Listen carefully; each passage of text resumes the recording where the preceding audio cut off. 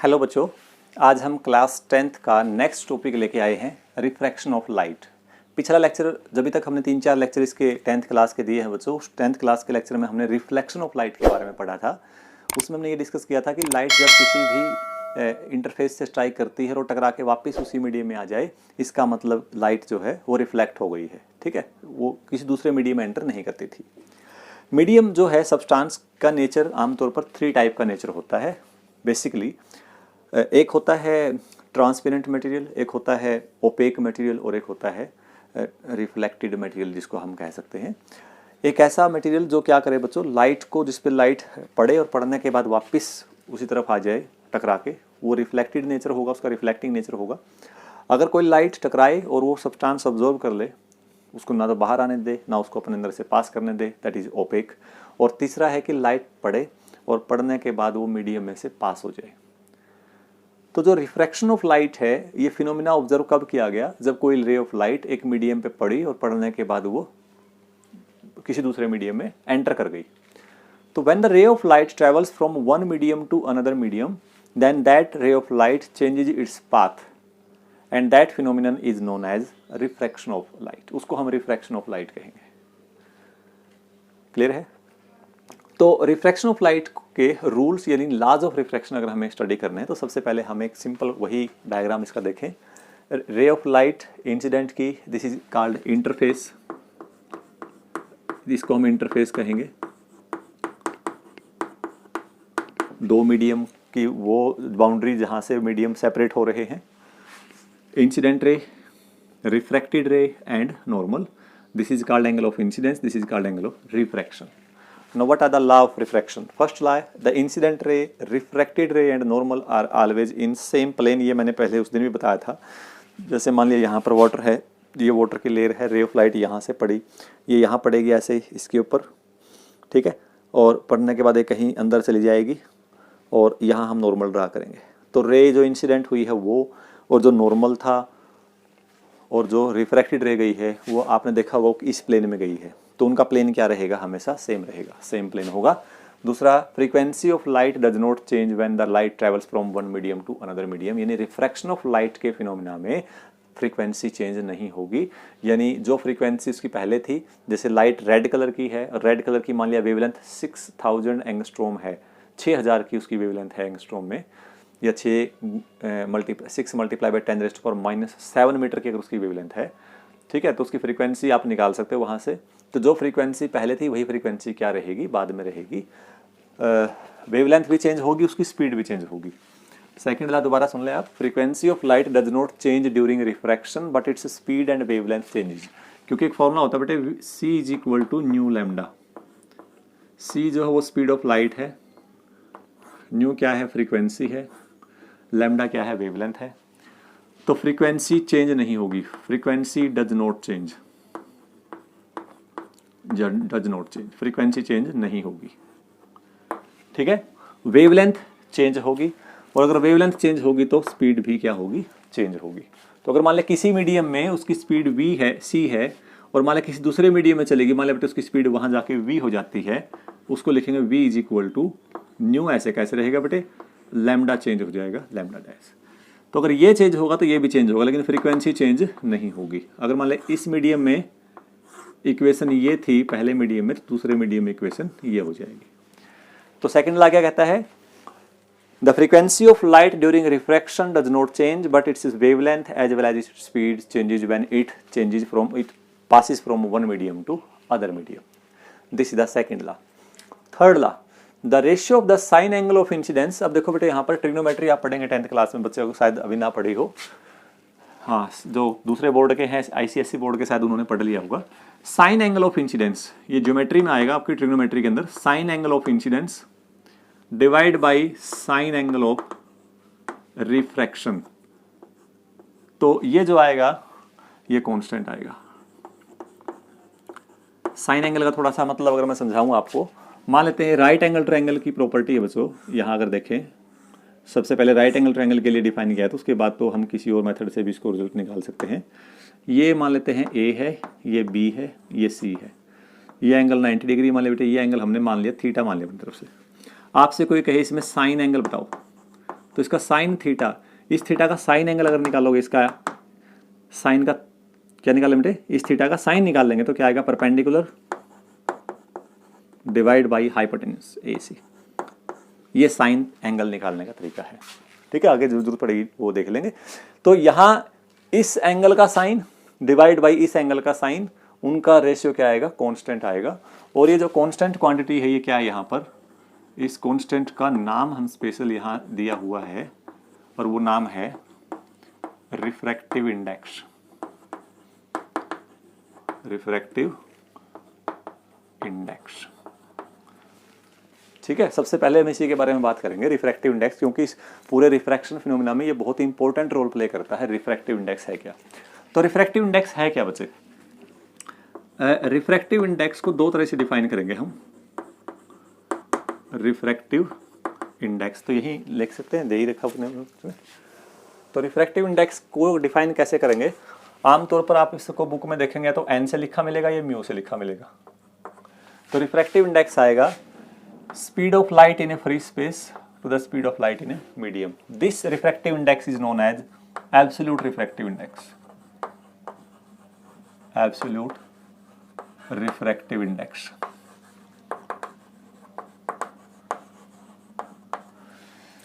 ये कांस्टेंट होगा बच्चों हमेशा। रिफ्रैक्टिव इंडेक्स केवल टेम्परेचर पे और मीडियम के नेचर पे डिपेंड करता है, ठीक है ना। कौन सा रिफ्रैक्टिव इंडेक्स है? एब्सोल्यूट। क्यों बोला एब्सोल्यूट? इसका रीजन ये है, ऊपर क्या आएगा, speed of light in free space, जहां कोई भी मीडियम ना हो, वहां से हम लाइट की स्पीड को मीडियम में आने वाली लाइट्स की स्पीड से कंपेयर करेंगे। कंपैरिजन जब होगा तो बच्चे हम फ्री स्पेस से ले रहे हैं speed of light in a medium, speed of light in medium, ठीक है। इसको बोलेंगे absolute refractive index. Absolute refractive index कब डिफाइन करेंगे? जब एक हमने लाइट की स्पीड फ्री स्पेस की ली है और दूसरी स्पीड वो ली है जब उसने ट्रैवल किया है।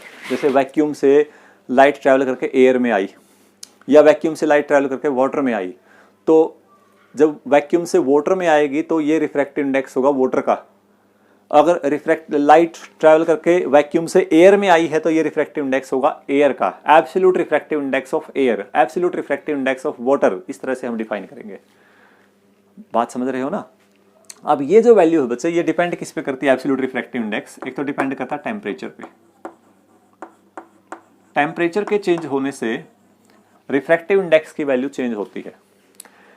जैसे गर्मियों के टाइम पे आप देखोगे तो सरफेस जो अर्थ का बहुत ज़्यादा गर्म हो जाता है। गर्म होने से हवा गर्म होकर ऊपर की तरफ उठती है, तो उससे क्या होगा, अर्थ के जो एटमॉस्फेरिक लेयर्स हैं उसका टेम्परेचर वेरी करने से इस अर्थ के एटमॉस्फेरिक लेयर्स का रिफ्रैक्टिव इंडेक्स भी क्या करता है, वेरी करता है। किसी रीजन में रिफ्रैक्टिव इंडेक्स ज़्यादा होगा, किसी रीजन में कम होगा। टेम्परेचर ज़्यादा होने से रिफ्रैक्टिव इंडेक्स घट जाता है। तो अर्थ के सरफेस के नज़दीक गर्मियों के अंदर जो टेम्परेचर बढ़ जाता है तो उसके आसपास जो रिफ्रैक्टिव इंडेक्स है कम हो जाएगा और ऊपर की लेयर में रिफ्रैक्टिव इंडेक्स क्या हो जाएगा बच्चों, ज़्यादा हो जाएगा, ठीक है। दूसरा डिपेंड करता है नेचर ऑफ मीडियम पे। नेचर ऑफ मीडियम पे, नेचर ऑफ मीडियम पे, नेचर ऑफ मीडियम पे। नेचर ऑफ मीडियम में एक टर्म हम डिफाइन करेंगे, ऑप्टिकल डेंसिटी। Optical density. तो एब्सोल्यूट रिफ्रैक्टिव इंडेक्स दो टर्म पे डिपेंड करता है, टेम्परेचर पे और नेचर ऑफ मीडियम पे। टेम्परेचर क्या है बता दिया, नेचर ऑफ मीडियम मतलब मीडियम का नेचर कैसा है, वाटर है, ऑयल है, ग्लास है। जैसे हम बात करें एयर का रिफ्रैक्टिव इंडेक्स की, वाटर की और ग्लास की अगर हम बात करें तो एयर का रिफ्रैक्टिव इंडेक्स इन तीनों में सबसे कम होगा, फिर उसका वाटर का होगा ज़्यादा और सबसे ज़्यादा किसका होगा बच्चों, ग्लास का होगा। और आमतौर पर जितने भी सब्सटेंस हम यूज़ करते हैं उन सब में जो डायमंड सब्सटेंस हम यूज़ करते हैं उसका रिफ्रैक्टिव इंडेक्स 2.42 होगा। टेबल आपको दिखाई दे रही है, उसमें आप चेक कर सकते हैं। डायमंड का रिफ्रैक्टिव इंडेक्स 2.42 होगा, एयर का रिफ्रैक्टिव इंडेक्स लगभग 1 होगा, वाटर का रिफ्रैक्टिव इंडेक्स जो होगा बेटे वो 4/3 यानी 1.33 होगा। ये मैं एब्सोल्यूट रिफ्रैक्टिव इंडेक्स की बात कर रहा हूँ। ग्लास का रिफ्रैक्टिव इंडेक्स 1.5 होगा। ग्लास अलग अलग नेचर का होता है, तो जिस प्रकार का स्ट्रक्चर ग्लास का होगा उसके अकॉर्डिंग उसका रिफ्रैक्टिव इंडेक्स कम ज़्यादा हो सकता है। जरूरी नहीं है कि वो 1.5 होगा, 1.6 भी हो सकता है, 1.7 भी हो सकता है, यानी नेचर ऑफ मीडियम पे। एक वर्ड हमने यूज किया बच्चे यहाँ पर, ऑप्टिकल डेंसिटी। ऑप्टिकल डेंसिटी और पार्टिकल डेंसिटी में बहुत फर्क है। एक वर्ड होता है पार्टिकल डेंसिटी। जब भी डेंसिटी वर्ड आता है ना दिमाग में, तो हमारे दिमाग में एक बात चली जाती है डेंसिटी वर्ड आते ही कि कितने सारे पार्टिकल्स एक यूनिट वॉल्यूम में होगी। पार्टिकल डेंसिटी का मतलब तो है number of particles per unit volume. और ऑप्टिकल डेंसिटी जो है ना, वो ऑप्टिकल डेंसिटी एक्चुअली में लाइट जो इंटरेक्ट करेगी मीडियम के साथ है, तो वो लाइट कैसा फील कर रही है, लाइट का जो इलेक्ट्रिक फील्ड वेक्टर है वो मीडियम के साथ कैसे इंटरेक्ट कर रहा है। क्योंकि जितने भी फिनोमेना हम लाइट के एक्सप्लेन कर रहे हैं, वहां पर लाइट का इलेक्ट्रिक फील्ड कंपोनेंट क्या करेगा, रोल प्ले करेगा।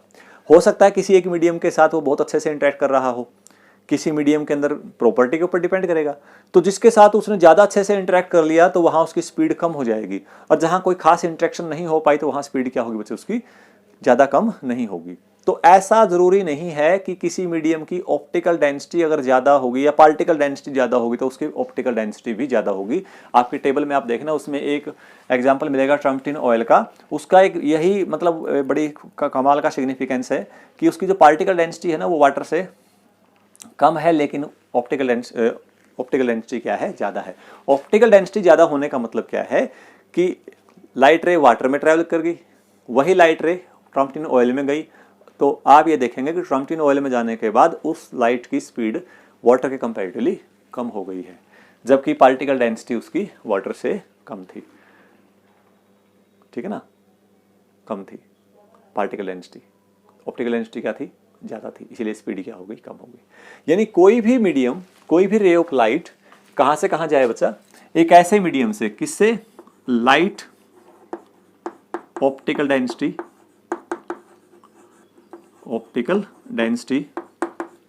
से किस में जाए बच्चे, वो हाई ऑप्टिकल डेंसिटी में। मैं डेंसिटी की बात नहीं कर रहा हूं, मैं बार बार ऑप्टिकल डेंसिटी वर्ड का यूज कर रहा हूं। तो लाइट ऑप्टिकल डेंसिटी से हाई ऑप्टिकल डेंसिटी में अगर जाएगी तो इसको बोलेंगे रेयर मीडियम, और इसको बोलेंगे बच्चों डेंसर मीडियम। Denser medium. तो होता क्या एक्चुअली में, जब भी कोई रे ऑफ लाइट किसी एक मीडियम से दूसरे मीडियम में ट्रैवल करती है, प्रिंसिपल ऑफ लीस्ट एक्शन या प्रिंसिपल ऑफ लीस्ट पाथ ये कहता है लाइट का कि जब भी कोई लाइट एक मीडियम से दूसरे मीडियम में जाएगी तो उस बात का ध्यान रखती है कि वो उस मीडियम में मिनिमम पाथ कवर करेगी। It have to cover the minimum path. तो जैसे वो डेंसर मीडियम में जाएगी तो पाथ तो उसने उतना ही हिसाब से मिनिमम पाथ कवर करेगी, चाहे डेंसर से रेयर में जाए, चाहे रेयर से डेंसर में जाए। तो जब भी कोई रे ऑफ लाइट रेयर से डेंसर में जाएगी तो वो किस तरफ बैंड हो जाएगी बच्चे, वो टुवर्ड्स द नॉर्मल बैंड हो जाएगी, टुवर्ड्स द नॉर्मल बैंड हो जाएगी। और अगर वो डेंसर से रेयर है, डेंसर से रेयर जा रही है, तो वो हो जाएगी away from the normal.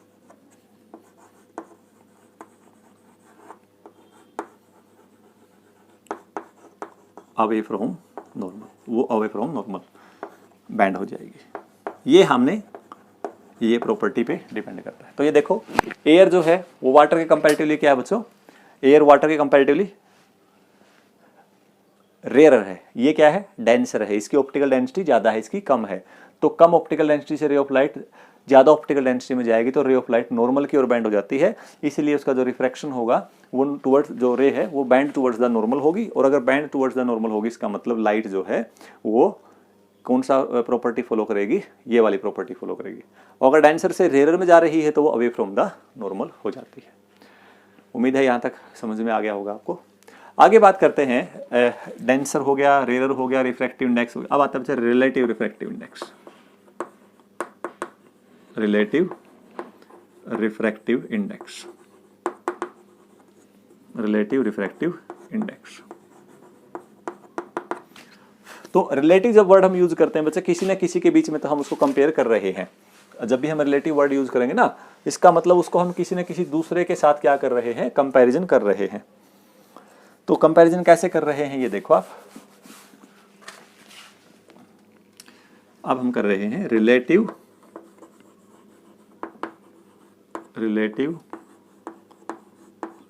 Refractive index.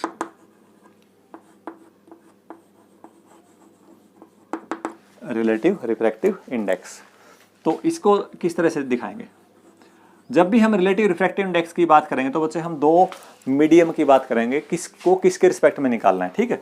जैसे मान ले यहाँ ले लिया मैंने, यहाँ ये मीडियम ए है और ये मीडियम क्या बच्चों बी है। अब ये वैक्यूम नहीं है, ये भी वैक्यूम नहीं है, ये मान लिया वाटर है और ये क्या है ग्लास है। ए और बी दो मीडियम हो गए। तो सबसे पहले तो आप ये बताओ रिफ्रैक्टिव इंडेक्स ऑफ ए को कैसे डिफाइन करेंगे। तो वो तो एब्सोल्यूट रिफ्रैक्टिव इंडेक्स होगा ना, जैसे अभी डिफाइन किया था। तो absolute refractive index of A is equal to speed of light in vacuum divide by speed of light in a medium A. हो गया। बी का एब्सोल्यूट रिफ्रैक्टिव इंडेक्स कैसे डिफाइन करोगे, speed of light in vacuum to the speed of light in medium B. Now what is relative refractive index of A with respect to B. Relative refractive index of A with respect to B, ये लिखने का तरीका बच्चे कैसे लिखेंगे इसको, relative refractive index,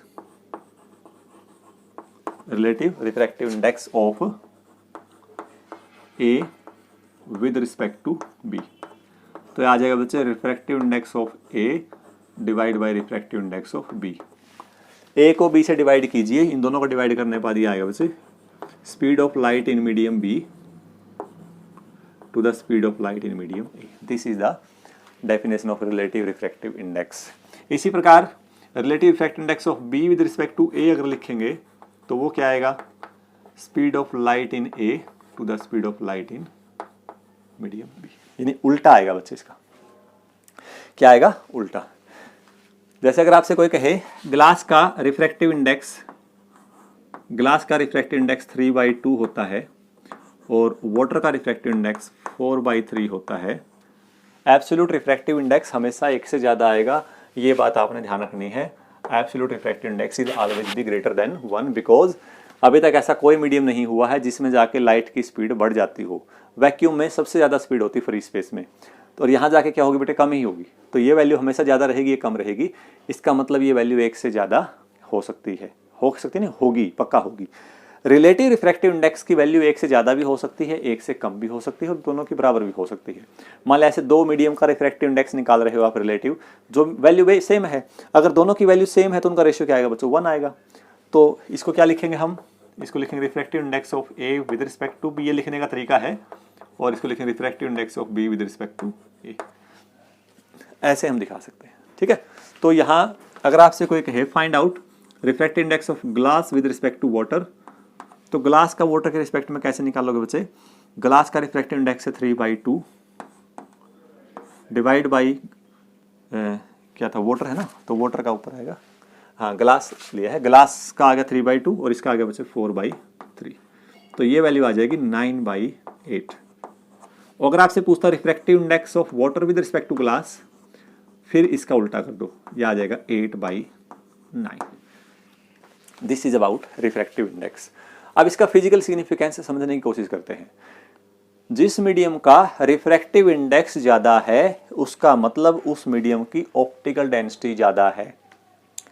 optical density ज़्यादा होने से क्या होगा, रे ऑफ लाइट उस मीडियम में कम स्पीड से ट्रैवल करेगी। जितनी ज़्यादा ऑप्टिकल डेंसिटी किसी मीडियम की होगी उसका रिफ्रैक्टिव इंडेक्स उतना ज़्यादा होगा। रिफ्रैक्टिव इंडेक्स ज़्यादा होगा तो उस मीडियम में रे ऑफ लाइट जो ट्रैवल कर रही है वो कम स्पीड से ट्रैवल करेगी, उसकी स्पीड उतनी ज़्यादा कम होती जाएगी।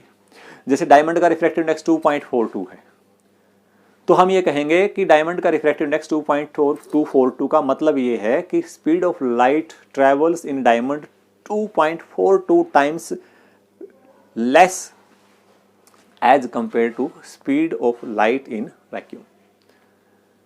ग्लास का कितना है, 1.5 है, तो ग्लास का 1.5 है तो उसका रिफ्रैक्टिव इंडेक्स अगर 1.5 है तो आपसे ये क्वेश्चन पूछ सकता है, एक रे ऑफ लाइट ट्रैवल करती है ग्लास से, एयर से ग्लास में, अगर एयर में स्पीड दे रखी है 3 × 10⁸ मीटर पर सेकेंड और ग्लास का रिफ्रैक्टिव इंडेक्स दे रखा है बच्चों 1.5, तो बताइए कि वो ग्लास में कितनी स्पीड से ट्रैवल करेगी। तो ये फार्मूला लगा दीजिए आप। यहाँ पर देखो speed of light in free space 3 × 10⁸, तो एयर की, क्योंकि हमारे पास एयर हो गया तो एयर ले लेंगे, divide by speed of light in medium, medium का मतलब ग्लास, ग्लास में हमें निकालनी है, इज इक्वल टू 1.5।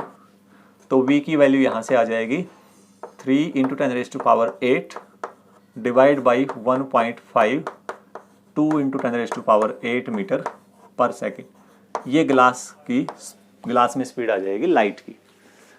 समझ में आई बात। ये रिफ्रैक्टिव इंडेक्स के बारे में हमने डिस्कस किया बच्चे। कौन रिफ्रैक्टिव इंडेक्स होता क्या है? रिफ्रैक्टिव इंडेक्स 2 टाइप का होगा, relative refractive index and absolute refractive index. वो डिपेंड किस पे करता है? वो नेचर ऑफ मीडियम पे डिपेंड करेगा और टेम्परेचर पे डिपेंड करेगा। रिलेटिव रिफ्रैक्टिव इंडेक्स इस पे डिपेंड करता है टेम्परेचर पे, और जो दो मीडियम जिसका आपने रिफ्रैक्टिव इंडेक्स एक दूसरे के रिलेशन में निकालना है उनके नेचर पे डिपेंड करता है। ठीक है, कभी भी एंगल ऑफ इंसिडेंस और एंगल ऑफ रिफ्रैक्शन पे रिफ्रैक्टिव इंडेक्स डिपेंड नहीं करेगा, ये बात आपने ध्यान रखनी है। क्योंकि जो आर है वो आर कितना रे ऑफ लाइट मुड़ेगी, कम एंगल पे मुड़ेगी या ज़्यादा एंगल पे मुड़ेगी, वो इस बात पे डिपेंड करता है कि उस मीडियम का रिफ्रैक्टिव इंडेक्स कितना है, न कि आर कितना होगा तो रिफ्रैक्टिव इंडेक्स कितना होगा, ऐसा नहीं है। ये बात आपने ध्यान रखनी है। तो बच्चों यहाँ हमने रिफ्रैक्शन पढ़ा, उसके लॉ हमने पढ़े और उसके बाद उसके हमने रिफ्रैक्टिव इंडेक्स की टर्म को समझने की कोशिश की है। इसके बाद एक छोटा सा पॉइंट, जब रिफ्रैक्टिव इंडेक्स हम पढ़ चुके हैं, ये देखा गया थोड़ा सा, और इसको हम आगे डिस्कस करते हैं उसके बाद। पहला है early sunrise and later sunset. Later sunset. दूसरा bending of pencil, bending of pencil. तीसरा एपरेंट डेप्थ, एपरेंट डेप्थ। ठीक है। Fourth multiple images, multiple images. और भी बहुत सारे फिनोमिनाज हैं, हम केवल कोशिश करेंगे इनको हम कवर करें। Early sunrise and later sunset. Refraction of light ऐसे कैसे हम वो देखते हैं, और एक हम देखते हैं बच्चे कि पोजीशन, हमें स्टार की पोजीशन, एपरेंट पोजीशन नजर आती है, एपरेंट पोजीशन ऑफ स्टार। ये एक ही बात है, एपरेंट पोजीशन ऑफ स्टार्स। और यहाँ साथ में हम ट्विंकलिंग ऑफ स्टार भी अगर हम बात करें, ट्विंकलिंग ऑफ स्टार्स। ठीक है, इनको हम एक्सप्लेन करेंगे। और एक लास्ट में हम बताएंगे रिफ्रैक्शन थ्रू ग्लास स्लैब कैसे होगा, रिफ्रैक्शन थ्रू ग्लास स्लैब।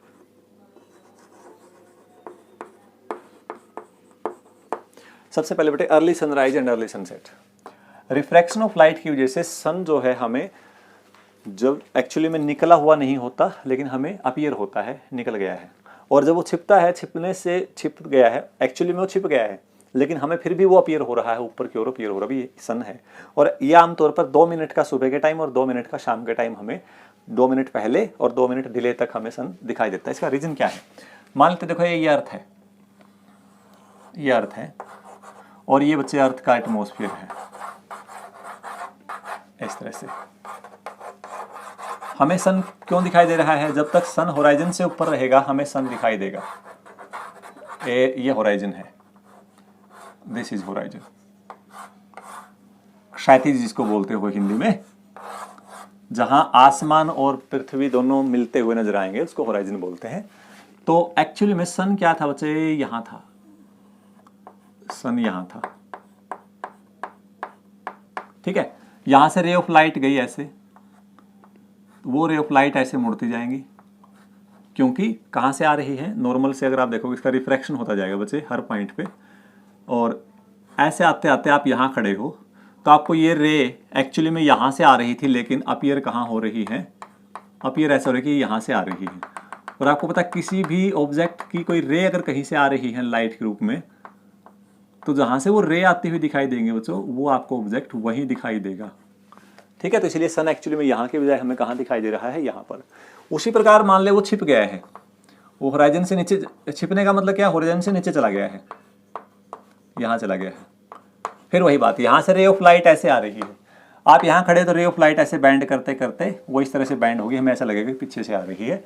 इस प्रकार से हम कह सकते हैं कि सन जो एक्चुअली में राइज हुआ नहीं है, हमें अपीयर हो रहा है, अपीयर हो रहा है। अपीयर बात मैं कह रहा हूँ, भ्रम की स्थिति होती है, भ्रम है कि मतलब हाँ ऐसा हो रहा है। अगले में और समझ में आएगी बात। आपने एक बीकर में पेंसिल ले ली, आपने एक बीकर में क्या ले लिया? पेंसिल ले लिया। ये बीकर है, और इस बीकर में बच्चों मैंने पेंसिल ले लिया, ये पानी है यहां पर, एक्चुअली में पेंसिल यहां पड़ी है ऐसे इस तरह से, ठीक। आप इस पेंसिल के इस निब को बाहर से देखना चाहते हो, यहां से इस साइड से, तो होगा क्या कि यहां से रे ऑफ लाइट जो जाएगी इस पेंसिल के निब से, यहां से मान लो यहां से रे ऑफ लाइट ऐसे गई, तो रे ऑफ लाइट डेंसर से कहाँ गई, ध्यान से देखो, डेंसर से रेयर में गई है। जब भी कोई रे ऑफ लाइट डेंसर से रेयर में जाएगी, मान लिया ये मीडियम डेंसर था और जा रही है रेयर में, तो वो नॉर्मल से परे मुड़ जाती है, तो ये अवे फ्रॉम द नॉर्मल जाएगी। तो ये रे एक्चुअली में रे ऑफ लाइट यहाँ थी, लेकिन ये मुड़ के थोड़ा सा इस मीडियम के चेंज होने से इसका पाथ चेंज हो गया, रिफ्रैक्शन हो गया, इसका पाथ चेंज हो गया और आप यहाँ खड़े हो। तो जब आप इसको यहाँ से ऑब्जर्व करें तो आपको ऐसा लगेगा कि ये कहीं ना कहीं यहाँ से आ रही है, यहाँ से, और ये एक्चुअली में यहाँ की बजाय कुछ इस तरह से मुड़ी हुई दिखाई देगी आपको, ये इसकी कुछ एपरेंट पोजीशन आपको दिखाई देगी। आप करके देखना, बिकर में आपको पेंसिल बैंड हुई दिखाई देती है, ठीक है। तीसरा है एपरेंट डेप्थ। सेम केस यहाँ पर देखिए, आप मान लीजिए कोई बिकर ले लिया, आप खेतों में अगर बच्चे जाते होंगे, आप खेतों में अगर अपने पानी की बहती हुई नाली देखी हो या घर में पानी की टंकी देखी हो, उस पानी की टंकी में अगर आप ध्यान से देखोगे तो हाथ मार के देखना नीचे की तरफ, तो जहां आपको ऑब्जेक्ट पड़ा हुआ है ना, वहां ऐसा लग रहा है यहाँ ऑब्जेक्ट है। जब आप हाथ मारोगे वहां पर, हाथ ऐसे मुंह करोगे, टच करोगे उसको, होगा इन टच, अपीयर हो रहा है हमें कि वहां है, एक्चुअली पोजीशन उसकी नीचे है, हमें थोड़ा सा ऊपर नजर आ रहा है, उसको हम एपरेंट डेप्थ बोलते हैं। और ये एपरेंट डेप्थ क्या आएगी बच्चे, देखो यहां से अगर हम देखें, ये वाटर है और ये क्या है, एयर है, ये वाटर है और ये क्या है बच्चों, एयर है। तो इसमें हमें कैसे नजर आएगा, यहां कोई सिक्का पड़ा था, उस सिक्के से अगर रे ऑफ लाइट सीधी जाएगी तो वो सीधी की सीधी निकल जाएंगी।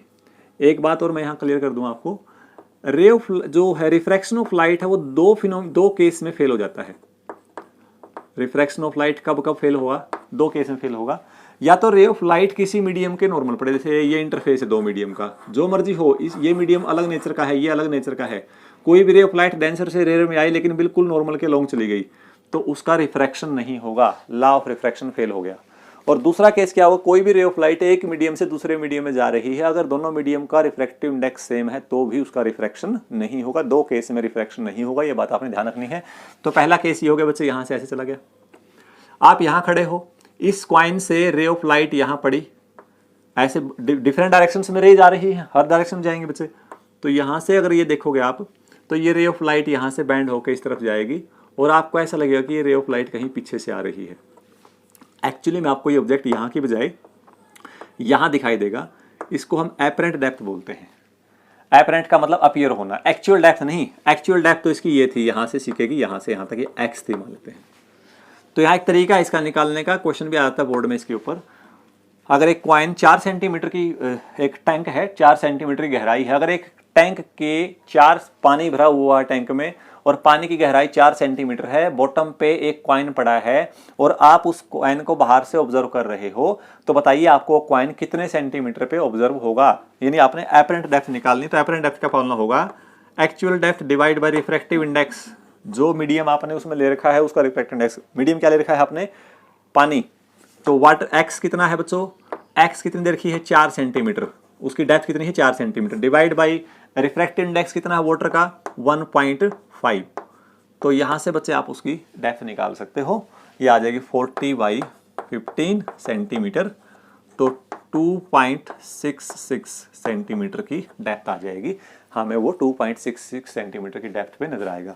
तो शिफ्ट कितना आया, फिर आपसे कोई कहे कितना शिफ्ट हो गया हुआ अपनी पोजीशन से, एक्चुअल पोजीशन कितनी थी 4 सेंटीमीटर और शिफ्ट कितना हो गया बच्चे, ऊपर कितना चला गया 2.66, तो शिफ्टिंग कितनी आई 1.34 सेंटीमीटर, ये शिफ्ट आ जाएगा। ठीक है, अगला है मल्टीपल इमेज। मल्टीपल इमेज कैसे बनती है इसको ध्यान से देखिए। ये ले लिया, मान लिया हमने, ये कोई ग्लास ले लिया, ये कोई ग्लास स्लैब है और इस ग्लास स्लैब में हमने क्या ले लिया, नीचे वाले पोर्शन को हमने क्या कर दिया, पॉलिश कर दिया, इस हिस्से को पॉलिश कर दिया। यहां इस हिस्से को पॉलिश नहीं किया हमने नीचे वाले हिस्से को पॉलिश कर दिया और ये यहां से यहां तक ग्लास है। लैब में ग्लास स्लैब मिल जाएगी, उस ग्लास स्लैब के निचले हिस्से को आप पॉलिश कर दीजिए बहुत अच्छे से, ताकि नीचे वाले हिस्से से लाइट, यहां से लाइट बाहर ना निकल पाए। ठीक है, अब होगा क्या, अब यहाँ से रे ऑफ लाइट है, ऐसे रे ऑफ लाइट पड़ी, ये रे ऑफ लाइट यहाँ से क्या होगा बच्चा, इसका रिफ्रैक्शन होगा, रेयर से डेंसर में जाएंगे तो इधर चली जाएगी, थोड़ा बहुत हिस्सा यहाँ से रे ऑफ लाइट इधर क्या कर देगी, वो रिफ्लेक्ट कर देगी।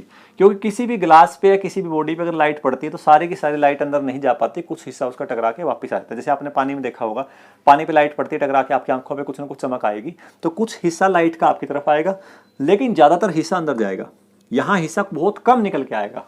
ठीक है, अब यहाँ पड़ी, यहाँ आपको पता बाहर जा नहीं सकती, तो ये क्या करेगा, इसको रिफ्लेक्ट करेगा। रिफ्लेक्ट करने के बाद रे ऑफ लाइट चलेगी बच्चे यहाँ पर। अब आपको पता है जिस प्रकार से थोड़ा बहुत पोर्शन इसने बाहर भेज दिया, इसी प्रकार इस लाइट के थोड़े से हिस्से को इस तरफ भेज देगा ऐसे, और बाकी मोस्टली हिस्से वहाँ भेज देगा, बाहर भेज देगा। अब ये रे ऑफ लाइट फिर यहाँ टकराएगी, लेकिन यहाँ टकराने वाली लाइट का हिस्सा बहुत बहुत कम है, तो इसलिए ये लाइट पड़ेगी यहाँ पर, इसका फिर हम रिफ्रैक्शन करेंगे, यहाँ पड़ेगी और यहाँ से रे ऑफ लाइट जाएगी ऐसे। आप अगर देखें रे नंबर 1, रे नंबर 2 और रे नंबर 3, इनमें सबसे ज़्यादा लाइट की इंटेंसिटी 2 की होगी, 1 और 3 की, और उसके बाद और बहुत कम होती जाएगी।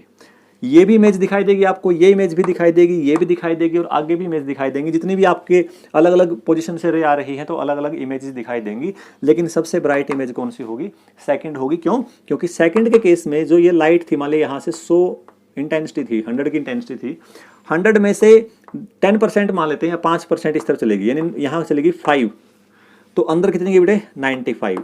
इस 95 का लगभग 95 की 5 इसने क्या कर दी, रिफ्लेक्ट कर दी, बाहर तो गई नहीं, तो यहाँ 95 रिफ्लेक्ट हो गई। मान ली इसमें से 5 चली गई इस तरफ, तो यहाँ गई 5, बाहर कितना भेज दिया उसने, 90। अब आप खुद देखो, यहाँ 5 है, 5 में यहाँ टकराएगी तो 5 का एक हिस्सा अदर चला गया, तो बाहर कितनी गई, 4 के आसपास गई। तो जैसे जैसे आगे जाएगी इंटेंसिटी कम होती जाएगी, सेकंड की इंटेंसिटी सबसे ज़्यादा होगी, इसलिए हम कहेंगे image is the second image is the brightest image in case of the multiple images formed by the glass slab when the one face of the slab is silvered faced. तो उस हिसाब से हम इसको देख सकते हैं। उम्मीद है आपको ये समझ में आ गया होगा। उसके बाद एपरेंट पोजिशन ऑफ स्टार्स। हमारे सन आपको पता है एटमॉस्फेयर में there are large number of stars, और आप जब नीचे से उन स्टार्स की पोजीशंस को देखते हैं तो अर्थ का जो रिफ्रैक्टिव इंडेक्स है वो टेम्परेचर के साथ बच्चे क्या कर रहा है, वो वेरी कर रहा है। The refractive index of earth varies continuously, earth atmosphere varies continuously with temperature. आप किसी पर्टिकुलर हाइट पे जाए, टेम्परेचर ज़्यादा होगा तो रिफ्रैक्टिव इंडेक्स कम होगा, जहाँ टेम्परेचर कम होगा वह रिफ्रैक्टिव इंडेक्स ज़्यादा होगा। और अर्थ के एटमॉस्फेयर का जो टेम्परेचर है वो कंटिन्यूसली वेरी कर रहा है, तो वेरी करने से रिफ्रैक्टिव इंडेक्स भी वेरी करेगा। टेम्परेचर वेरी किया, टेम्परेचर वेरी किया तो रिफ्रैक्टिव इंडेक्स वेरी किया, रिफ्रैक्टिव इंडेक्स वेरी किया तो इसका मतलब जो रिलेटिव इंटेंसिटी है या जो लाइट उसमें से ट्रैवल करेगी, उस लाइट की स्पीड क्या करेगी, वेरी करेगी। जहाँ रिफ्रैक्टिव इंडेक्स होगा वहाँ मीडियम की नॉर्मल की ओर मुड़ेगी, जहाँ रिफ्रैक्टिव इंडेक्स ज़्यादा कम होगा वहाँ उससे दूर चली जाएगी, फिर कम आ गया तो ऐसे, तो लगातार इस प्रकार से लाइट की इंटेंसिटी उसमें ऐसे ऐसे अपने पाथ को चेंज करती रहेगी। तो बार बार जब लाइट की इंटेंसिटी पाथ चेंज करेगी तो जो ऊपर रात को आप स्टार की पोजीशन देख रहे हैं, तो उस स्टार की पोजीशन आपको लगातार फ्लक्चुएट होती हुई नजर आएगी, कभी इस तरफ कभी इस तरफ कभी इस तरफ कभी इस तरफ। और ऐसा होने से क्या होगा, जो लाइट की इंटेंसिटी जो है आपको वो वेरी करती हुई नजर आएगी, क्योंकि बार बार कभी स्टार ऐसे ऐसे होगा तो स्टार हिलता हुआ तो नज़र नहीं आया, क्योंकि स्पीड ऑफ लाइट बहुत ज़्यादा है, हम उसको उस डिफरेंस को महसूस ही नहीं कर सकते। तो हमें ऐसा लगेगा कि सन की स्टार की लाइट में कुछ कम ज़्यादा हो रहा है, और कम ज़्यादा इंटेंसिटी अपीयर होने का मतलब है कि उसमें फ्लक्चुएशन आ रही है, और फ्लक्चुएशन का मतलब क्या बच्चे, वो ट्विंकलिंग हो रही है। ओके, स्टार्स ट्विंकल करते हैं, प्लैनेट, मून एटसेट्रा ट्विंकल नहीं करते। उसका रीज़न क्या है, क्योंकि स्टार का जो पोजिशन है, स्टार की जो आपको पता है शेप है, वो पॉइंट साइज होती है, बहुत पॉइंट साइज होगा, बिल्कुल बिल्कुल पॉइंट साइज का, इतना छोटा होगा कि उसकी इंटेंसिटी का फ्लक्चुएशन आपको अपीयर होगा। लेकिन जब मैं मून की बात करता हूँ तो मून का साइज बहुत बड़ा है, किसी प्लैनेट का साइज बहुत बड़ा है।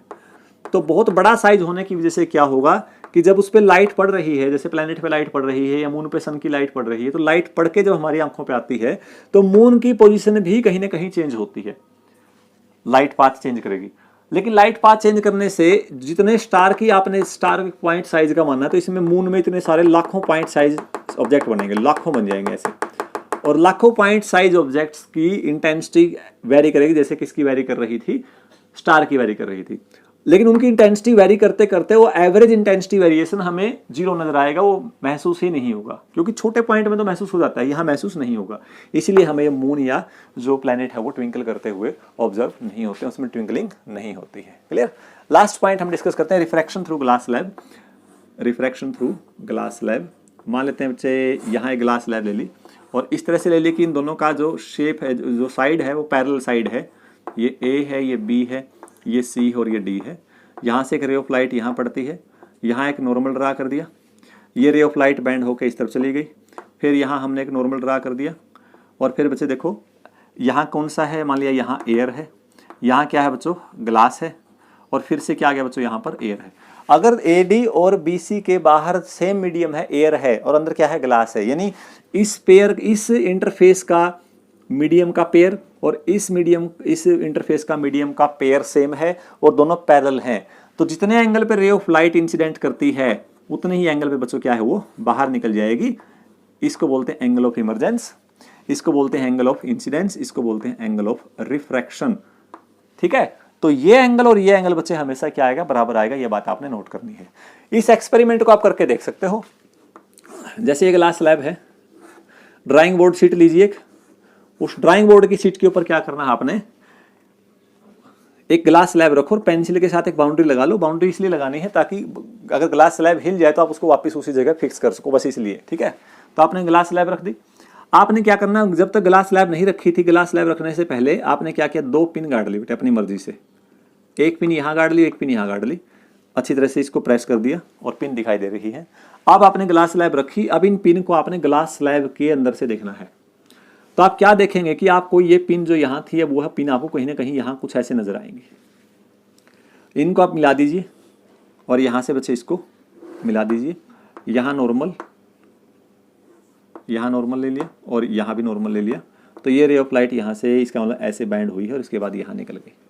इस तरह से आप रिफ्रैक्शन ऑफ लाइट को आसानी से समझ सकते हो। लॉ ऑफ रिफ्रैक्शन भी यहाँ से समझा सकते हो इसी एक्सपेरिमेंट से। ठीक है, तो बच्चे ये था आज हमारा रिफ्रैक्शन ऑफ लाइट का फर्स्ट पार्ट। और अब इसका लास्ट पार्ट बचता है बच्चे लेंस के बारे में, और काफ़ी इंपॉर्टेंट पार्ट है वो। लेंस फॉर्मूला क्या होता है, फोकल लेंथ क्या होती है, सारी की सारी बातें जो हमने किसके लिए पढ़ी थी, मिरर के लिए पढ़ी थी, उसकी कन्वेंशन क्या है। तो कोशिश करेंगे एक लेक्चर में और आपका ये रिफ्रैक्शन का पार्ट कंप्लीट हो जाए। Thank you very much.